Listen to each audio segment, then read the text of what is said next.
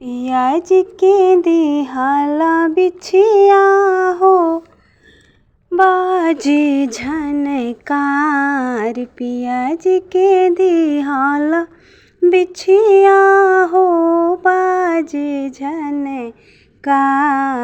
पहिरी जब चली अंगनवा हो जरस गुतनी हमार। पहिरी जब चली अंगनवा हो जले जेठनी हमार। फुसुर फुसुर जान दोनों के बतिया हो हम सुन ले बारी बार। फुसुर फुसुर दोनों जन के बतिया हो हम सुन बारे बार। पहिरी जब चली अंगनवा हो जले जेठनी हमार। पहिरी जब चली अंगनवा हो जले जेठनी हमार। पिया जी के दिहल बिछियावा हो बाजे झनकार। पिया जी के दिहल बिछियावा हो बाजे झनकार। पहिरी जब चली अंगनवा हो जरस जेठनी हमार।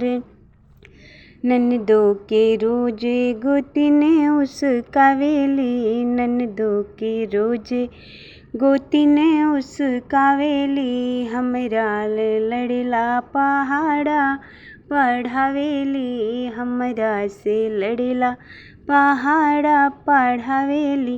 दिलवा के कलाऊ तो बाड़ी हो जैसे कजर चटकार।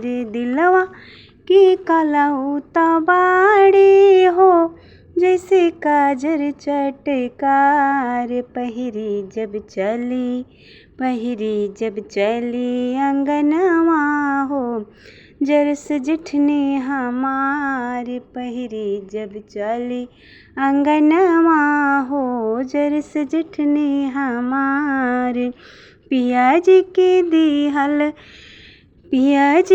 दिहल बिछियावा हो बाजे झनकार। पियाज के दिहल बिछियावा हो बाजे झनकार। पहिरी जब चली अंगनवा हो जरस जेठनी हमार। पहिरी जब चली अंगनवा हो जरस जेठनी हमार। बोल देब जहिया हो जई महाभारत।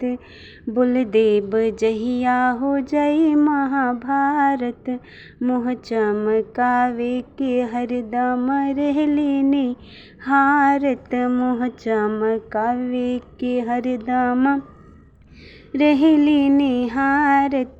पिया हमार बउर बाड़े हो उनकर बुद्धि विचार। पहिरी जब चली अंगनवा हो जलस जेठनी हमार। पहिरी जब चली अंगनवा हो जल